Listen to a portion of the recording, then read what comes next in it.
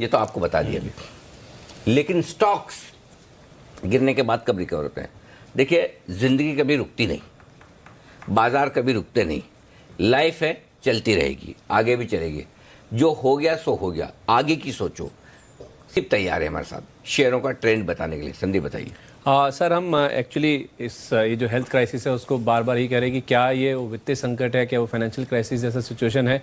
हमने पहले भी आपको लेमन क्राइसिस से इंडेक्स के रिटर्न्स जोड़ के बताए थे, उनसे कंपेयर करके बताया था। अब शेयरों को हम कंपेयर करने की कोशिश कर रहे हैं। जब लेमन क्राइसिस हुआ था और अब ये जो कोरोना वायरस वाला संकट चल रहा है, तो इस दौरान शेयरों की कैसी चाल रही है। 9 ऐसे निफ्टी के स्टॉक्स हैं, इसमें टाटा मोटर्स आप देखिए, जब लेमन क्राइसिस हुआ था सबसे ज़्यादा आप देखिए यही स्टॉक गिरा था, 67% उस समय भी ये गिरा था। वेदांता इसी तरह से 42%, 40% से ज़्यादा रिलायंस गिरा था। ओएनजीसी और एक्सिस में देखिए करीब 30% की गिरावट थी, 20% एसबीआई और सन फार्मा गिरे थे, और बीपीसीएल में करीब 9-9.5% और एचडीएफसी बैंक में भी करीब 18% के आसपास ही गिरावट आई थी। अब अगर आप यही डेटा कोरोना वायरस यानी कि जो पिछले 2 महीने का मार्केट में रुझान है उसमें देख लें तो टाटा मोटर्स अब भी लीड करता हुआ दिखेगा। 52% गिर चुका है टाटा मोटर्स का शेयर 2 महीने की बात करें। 50% वेदांता गिर चुका है। इतनी ही लगभग गिरावट आप देखिए ओएनजीसी में आ चुकी है 47% की, एसबीआई 31% है, और 20% के आसपास के आप रिटर्न्स देखेंगे नेगेटिव साइड में तो उसमें बीपीसीएल और सन फार्मा को आप जोड़ सकते हैं।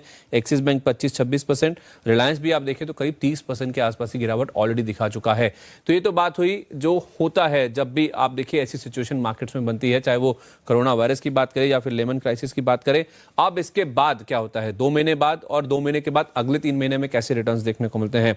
टाटा मोटर्स ही देखिए, पहले आप 2 महीने की बात करेंगे तो करीब आपको 10% के आसपास का रिटर्न नजर आएगा।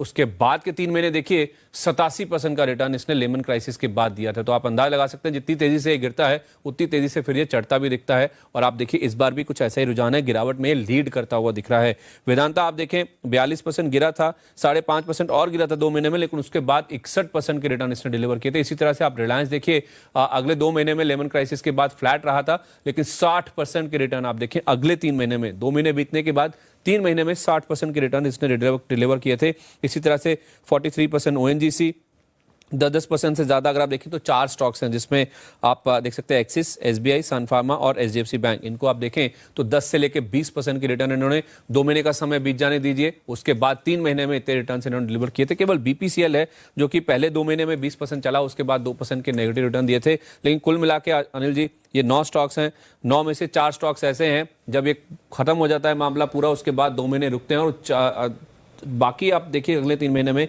4 स्टॉक्स ने 40% से ज्यादा और 4 स्टॉक्स ने 10% से ज्यादा के रिटर्न्स दिए हैं। ये केवल 9 निफ्टी के स्टॉक्स हैं जो कि सबसे ज्यादा गिरते और चढ़ते हैं। ये उनके आंकड़े आपके सामने हमने रखे हैं।